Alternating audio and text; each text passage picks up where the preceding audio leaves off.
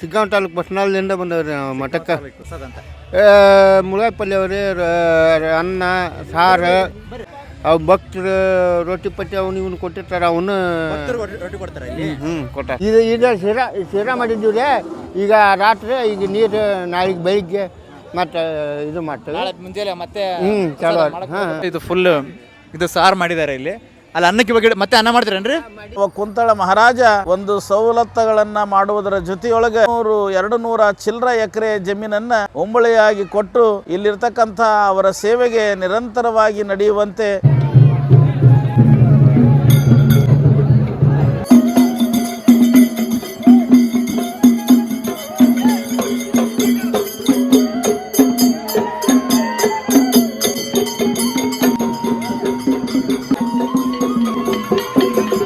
ಇವಾಗ ನಾವು ದೇವಸ್ಥಾನ ಒಳಗಡೆ ಹೋಗಿದ್ವಿ, ಪೂಜೆ ಎಲ್ಲ ಮಾಡಿಕೊಂಡು ಇತಿಹಾಸ ಎಲ್ಲ ಕೇಳ್ಕೊಂಡು ಬಂದಿದ್ದೀವಿ.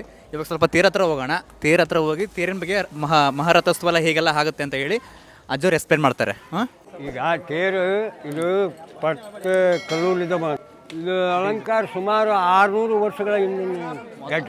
ಈ ಪಂಚಪೀಠಕ್ಕೆ ಸಂಬಂಧಪಟ್ಟಿದ್ದಲ್ಲಿ ದಿವಸ ಅಂದ್ರೆ 11 ದಿವಸ ಕಾರ್ಯಕ್ರಮ ಐತೆ. ಅದು 11 ದಿವಸದ ಕಾರ್ಯಕ್ರಮ ಅಂದ್ರೆ ಫಸ್ಟು ನಂದಿ ಜೋಜೆ ಅಂತೇಳಿ ಅಲ್ಲಿ ಈ ಗುಡಿ ಒಂದು ನಿಂತ್ಕೊಂಡಿದ್ಬಾರ್ದು, ಬಸವಪಟ್ಟ ಅಂತ ಕಟ್ಟಿರ್ತಾರೆ. ನಾಳೆಗೆ ಕಡಿಮೆ ಕಾಳಗ ಅಂದ್ರೆ ಒಂದು ಹಿಂದಿನ ಸಂಪ್ರದಾಯ ಪ್ರಕಾರ ಒಂದು ಲಗ್ನ ಮಾಡ್ತಾರೆ. ಅವರು ಕಾಯಿ ಇಟ್ಟು ಏನೋ ಒಟ್ಟು ಒಂದು ಇಲ್ಲಿ ಕಕ್ಕೇಳಿ ಅಯ್ಯಪ್ಪ ಅವರು ಹಳೆ ಆಗ್ಬೇಕು, ಇದಕ್ಕೆ ಮಾವು ಆಗ್ಬೇಕು. ಈ ರೀತಿಯಾಗಿ ಅದು ಒಂದು ದಿನನಿತ್ಯ ಒಂದು ದಿನ 7 ದಿವಸ ಬಂಡಿ ಉತ್ಸವ, 8 ದಿವಸ ನಿನ್ನೆ ಹಿರಿಯ ಉತ್ಸವ ಆಯ್ತು ಇಲ್ಲೈತೆ. ಇವತ್ತು ರಥೋತ್ಸವ, ನಾಳೆಗೆ ಒಟ್ಟು 11 ದಿವಸ ಆಗುತ್ತೆ. ಆ ಅರ್ಜುನ ಮಠದಾಗ ಅಲ್ಲಿಂದ ಎಲ್ಲ ಭಕ್ತರು ಕರ್ಕೊಂಬಂದು ಅಲ್ಲಿ 5 ದಿನ ಈ ಇಡೀ ಜಾತ್ರೆಗೇನ 5 ದಿನ ಅವರು ಅನ್ನದಾಸೋಗ ಇರ್ತಾರೆ.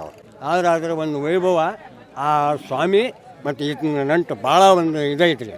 ಇಲ್ಲಿ ಸುತ್ತಮುತ್ತಲಿನ ಗ್ರಾಮದ ಸಮಸ್ತ ಸದ್ಭಕ್ತರು ಎಲ್ಲರೂ ಕೂಡ್ಕೊಂಡು ಅಲ್ಲಿ ಏನು ದಾಸೋಗಿರಲಿ ಏನೇ ಇರಲಿ ಯಾವುದೇ ಕಾರ್ಯಕ್ರಮ ಇದ್ರೂ ಕೂಡ ಎಲ್ಲರೂ ಕೈ ಜೋಡಿಸಿ ಮಾಡ್ತಾರೆ. ಪ್ರಥಮ ವರ್ಷದಲ್ಲಿ ಪ್ರಥಮ ಜಾತ್ರೆ ಹೌದು. ಇಲ್ಲಿಂದ ಸ್ಟಾರ್ಟ್ ರೀ ಎಲ್ಲ ಜಾತ್ರೆ. ಇವತ್ತು ಕೊಪ್ಪಳ ಗವಿಸಿದ್ದಪ್ಪನ ನಾಗಪ್ಪನ್ರಿ ಸಿಟಿ ಅದಕ್ಕೆ ಸಾಕಷ್ಟು ಜನ ಆಗುತ್ತಾರೆ. ಅದು ಸಾಕಷ್ಟು ಹಳ್ಳಿ ಅದಾವ್ರಿ. ಅದಕ್ಕಿಂತ ಪ್ರಥಮ ಜಾತ್ರೆ ವ್ಯವಹಾರಸ್ಥರಿಗಾಯ್ತು, ಇಲ್ಲಿ ಜನಸಂಖ್ಯೆ ಸೇರೋದಾಯ್ತು, ಒಳ್ಳೆ ವೈಭವದ ಜಾತ್ರೆ. ಇಲ್ಲಿ ಕಬ್ಬು ತುಂಬ ಕಡ್ಕೊಂಡು ತಗೊಂಡು ಹೋಗ್ತಾ ಇದ್ರು ಕೈಯಲ್ಲಿ. ಬೆಂಡು ಭತ್ತ ಇವನ್ನೆಲ್ಲ ಯಾಕೆ ಒಯ್ತಾರೆ ಅಂದ್ರೆ ಅವ್ರ ಮನೆತನಕ ಒಂದು ಐಶ್ವರ್ಯ ಬರಲಿ, ಆರೋಗ್ಯ ಬರಲಿ, ಆ ಒಂದು ಕಾಪಾಡಲಿ ಅಂಥೇಳಿ ಅರ್ಜುನ ಹೆಸರು ಮೇಲೆ ಇಲ್ಲೆಲ್ಲ ನಂಬಿಕೆ ಮೇಲೆ ಎಲ್ಲ ತೊಗೊಂಡು ಹೋಗ್ತಾರೆ. ಕಬ್ಬು ಬೆಳೆಗಳ್ರಿ ಬೇರೆ ಕಡೆಯಿಂದ ತೊಗೊಂಡ್ಬರ್ತಾರೆ. ಹೌದು. ಪ್ರಸಾದದ್ದು ಎಷ್ಟು ಪ್ರಮಾಣ ಮಾಡಿದ್ದಾರೆ ಅಂತ ಅಲ್ಲಿ ತಿಳ್ಕೊಳ್ಳೋಣ. ಇವಾಗ ನಾಳೆ ಕೂಡ ಇರ್ತಲ್ರಿ ಪ್ರಸಾದ? 5 ದಿನ. ಯಾವಾಗಿಂದ ಶುರು ಆಯ್ತು ಅಜ್ಜ? ಮಂದಿಲಿಂದ ಚಲೋ. ಇವತ್ತಿಗೆ 2 ದಿನ ಆಯ್ತಾ? 3 ದಿನ? ಇವತ್ತಿಗೆ 4 ದಿನ. ನಾಳೆ ಒಂದಿನ ಇರ್ತೈತಿ. ನಾಳೆ ಇನ್ನೂ 2-3 ದಿನ ಇರ್ತೈತಿ. ಮಂಗಳವಾರ ಮಠ ಇರ್ತೈತಿ ರೀ. ಅಂದರೆ ಶುರು ಅಡುಗೆ ಮಾಡ್ಬೇಕಾದ್ರೆ ವಿಡಿಯೋ ಮಾಡ್ಕೋಬೇಕಾಗಿತ್ತು ರೀ. ಇವಾಗ ಮಾಡಿಬಿಟ್ಟಿದ್ರಿ ಅವಾಗಲೇ ಅಡುಗೆನ. ನಿಮ್ಮ ಹೆಸರು ರೀ? ಶಿವಪ್ಪ ರೀ. ಶಿವಪ್ಪ ಅವರು ಇಲ್ಲಿ ಸೇವೆ ಮಾಡಕ್ಕೆ ಬಂದಿರಿ? 5 ದಿನ. ನಾವು ಶಿಗ್ಗಾಂವ್ ತಾಲೂಕು ಬಸ್ನಾಳದಿಂದ ಬಂದವ್ರಿ ನಾವು ಮಠಕ್ಕೆ. ಬಸ್ನಾಳ ಅಲ್ಲಿಂದ ನಾವು ಮಠಕ್ಕೆ ನಡ್ಕೊಂತೇವಲ್ಲ ರೀ. ನೀಲೂನ್ ಮಠ, ಈ ಮಠಕ್ಕೆ ಬಸ್ನಾಳ ಮಠ ಐತೆ, ಅಣ್ಣಿಗೆರೆ ಮಠ ಅದಾವು, ಅಷ್ಟೋ ಕಡೆ ಅದಾವ ಮಠ. 4 ದಿನ ನಾಳೆಗೆ. ನಾಳೆ 4 ದಿನ. ಮುಳಗಾಯಿ ಪಲ್ಯ, ಶಿರಾ, ಅವು ಭಕ್ತರು ರೊಟ್ಟಿ ಪಟ್ಟಿ ಅವನು ಇವನು ಕೊಟ್ಟಿರ್ತಾರೆ, ಅವನು ಕೊಡ್ತಾರೆ. ಕೊಟ್ಟಾರ. ಉಡುಪಿ ಒಂದು ಟನ್ ಕೊಡ್ತಾರೆ ಮಠಕ್ಕೆ. ಒಂದು 4 ಪ್ಯಾಕೆಟ್ ಹೋಗಿದ್ದವ್ರಿಗೆ ಅಕ್ಕಿ. ಮುಂಜಾನೆ ಇಲ್ರಿ 5ಕ್ಕೆ ಬಂದಾಗೈತೆ ನೋಡ್ರಿ. 5ಕ್ಕೆ ಬಂದು ಮತ್ತೆ 7ಕ್ಕೆ ಚಲೋ ಮಾಡೀವಿ. ಈಗ ಅಜ್ಜಾರ ಅಲ್ಲಿಂದ ತಂದಿರ್ತಾರೆ, ನೀಲಗುಂದಾಗಿಂದ ಅಕ್ಕಿ ಗಾಡಿ ಹೇರ್ಕೊಂಡು ಬಂದಿರ್ತೈತೆ ಟ್ಯಾಕ್ಟ್ರ್. ಅಡುಗೆ ಮಾಡೋರು ಬಂದಿರ್ತಾರೆ. ಇಲ್ಲಿಯವರು ಶಾಲೆ ಹುಡ್ರು ಅವರು ನೀಡಕ್ಕೆ ಬಂದಿದ್ರು ಇವತ್ತು. ಶಾಲೆಯವರು ಕೊಟ್ಟರು ಮತ್ತು ಎಲ್ಲ ಸುತ್ತಲೂ ಎಳೆಯವರು ಇಲ್ಲೇ ಊಟ ಮಾಡಿ ಹೋಗ್ತಾರೆ. ಇಲ್ಲಿ ನೋಡ್ಬೋದು ಇದು ಫುಲ್ ಇದು ಸಾರು ಮಾಡಿದ್ದಾರೆ ಇಲ್ಲಿ. ಅಲ್ಲಿ ಅನ್ನಕ್ಕೆ ಬಗ್ಗೆ ಮತ್ತೆ ಅನ್ನ ಮಾಡ್ತೀರೇನ್ರಿ? ಅದಾವ ಈಗ ಟೋಟಲ್ ಇದು ಮಾಡ್ರಿ. ಅಲ್ಲಿ ಅನ್ನ ಮಾಡ್ತೀರಾ ಆಚಾರ? ಈಗಿಲ್ಲ ರೀ, ಬೆಳಗ್ಗೆ ನಾಳೆ ಬೆಳಿಗ್ಗೆ ರೀ. ಈಗ ಅಲ್ಲಿ ಇಡಾಕತ್ಯಾರ ನೋಡ್ರಿ ಅಷ್ಟರು. ಈಗ ಶಿರಾ ಮಾಡಿದ್ದೀವಿ ರೀ. ಈಗ ರಾತ್ರಿ ಈಗ ನೀರು ನಾಳೆಗೆ ಬೆಳಿಗ್ಗೆ ಮತ್ತು ಇದು ಮಾಡ್ತೇವೆ. ನಾಳೆ ಮುಂಜಾನೆ ಮತ್ತೆ ಚಲೋ ಹಾಂ ನಾಷ್ಟ ಆಗತ್ತೆ ಉಪ್ಪಿಟ್ಟು ಮಾಡಿರ್ತೀವಿ. ಉಪ್ಪಿಟ್ಟು ಎಲ್ಲರ ತಿಂದ ಮತ್ತು ನಾಷ್ಟಕ್ಕೆ ಚಲೋ ಆಕಾರಿ. ಮಂಡ್ಯ ಭಾಳ ಬಂದಿರ್ತೈತೆ ರೀ ಭಕ್ತರು ಅವರು ಎಲ್ಲರೂ ಪೂಜೆ ಮಾಡ್ತಾರೆ, ಊಟ ಮಾಡಿ ಉಪ್ಪಿಟ್ಟು ಚಾ ಎಲ್ಲ ಇರ್ತೈತೆ ಮುಂಜೆ ಬೆಳಿಗ್ಗೆ. ಈಗ ಅಲ್ಲೇ ನೀಡಾಕತ್ಯಾರ ನೋಡ್ರಿ. ಅಲ್ಲೇ ಹೋಗೋಣ ಇಲ್ಲೇ ಬಂದು ಒಟ್ಟೂರು ಬಂದು ಎಲ್ಲ ಸೇವೆ ಮಾಡಿ ಹೋಗೋದಾರೆ ಎಲ್ಲಾರ. ಈಗಿನ್ನ ಮಧ್ಯಾಹ್ನ ನೋಡ್ಬೇಕಾಯ್ತು ರೀ. ಇದೆಲ್ಲ ವಕಾರ ತುಂಬಿತ್ತು ರೀ ಇದೆಲ್ಲ ಊಟಕ್ಕೆ ಅಲ್ಲೇ ಹಾಂ. ಈಗ ಅಲ್ಲಿ ಅಜ್ಜಾರಂತಲ್ಲಿ ಹೋಗಿದ್ರಿ ಹಾಂ ಮಾತಾಡ ಮಠಕ್ಕೂ ಅಲ್ಲಿ ಹೋಗಿದ್ರಿ ಹಾಂ ಹಾಂ.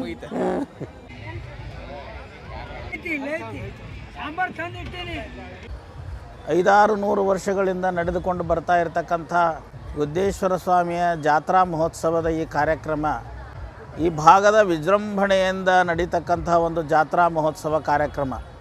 ಮೊದಲಿನ ಕಾಲದೊಳಗೆ ಈ ಭಾಗದೊಳಗೆ ವಿಶೇಷ ಸ್ಥಾನಮಾನವನ್ನು ಪಡೆದಿರ್ತಕ್ಕಂಥ ಜಾತ್ರೆ ಅವಾಗೂ ಆಗಿತ್ತು, ಈಗೂ ಐತಿ ಅನ್ನುವಂಥದ್ದು. ಇವತ್ತಿನ ಕಾಲದೊಳಗೆ ಸೌಲಭ್ಯಗಳು ಜಾಸ್ತಿಯಾಗಿ ಬಹಳಷ್ಟು ಜಾತ್ರೆಗಳು ನಡೀತಾ ಇರುವುದರಿಂದ ಎಲ್ಲ ಜಾತ್ರೆಗಳು ಒಂದು ಪ್ರಾಮುಖ್ಯತೆಯನ್ನು ಪಡೆದುಕೊಂಡದ. ಆದರೆ ಈ ಗುದ್ದೇಶ್ವರನ ಜಾತ್ರೆ ವಿಶೇಷವಾದಂಥ ಪ್ರಾಮುಖ್ಯತೆಯನ್ನು ಏನು ಪಡೆದುಕೊಂಡೈತಿ ಅಂತಂತಂದರೆ ಇದು ಭಕ್ತರಿಂದ ನಡೀತಕ್ಕಂಥ ಜಾತ್ರೆ. ಯಾವ ಒಂದು ಕರೆಯನ್ನು ಕೊಡದೆ, ಯಾವುದೇ ಒಂದು ಪೇಪರ್ನಲ್ಲಿ ಇಲ್ಲದೆ, ಯಾವುದೇ ರೀತಿ ಪತ್ರಿಕೆ ಪುರಾಣಗಳಿಲ್ಲದೇ ತಾವಾಗಲೇ ಹೋಗೊಟ್ಟು ಬಂದು ಸ್ವಾಮಿಯ ದರ್ಶನ ಆಶೀರ್ವಾದ ಪಡೆದು 5, 6, 10 ದಿನಗಳ ಪರ್ಯಂತರವಾಗಿ ನಿರಂತರವಾದ ಜಾತ್ರೆಯಲ್ಲಿ ತಮ್ಮನ್ನು ತಾವು ತೊಡಗಿಸಿಕೊಂಡು ಸ್ವಾಮಿಯ ಆಶೀರ್ವಾದವನ್ನು ಪಡೀತಕ್ಕಂಥ ವಿಶೇಷ ಕಾರ್ಯಕ್ರಮ ಇದಾಗಿದೆ ಎನ್ನುವಂಥದ್ದು.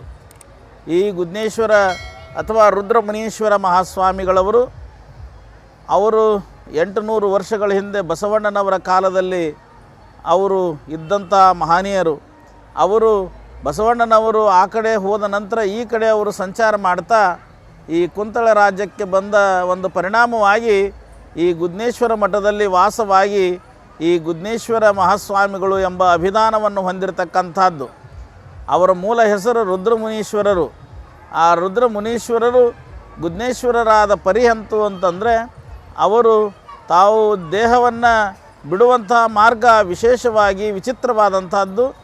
ಅವರು ಸರ್ಪರೂಪವನ್ನು ಧರಿಸಿಕೊಂಡು ಗುದ್ದಿನೊಳಗೆ ಹೋದ ಕಾರಣವಾಗಿ ಅವರಿಗೆ ಗುದ್ದನೇಶ್ವರ ಅನ್ನುವಂಥ ಒಂದು ಅಭಿಧಾನ ಅವರಿಗೆ ಬಂತು ಅನ್ನುವಂಥದ್ದು.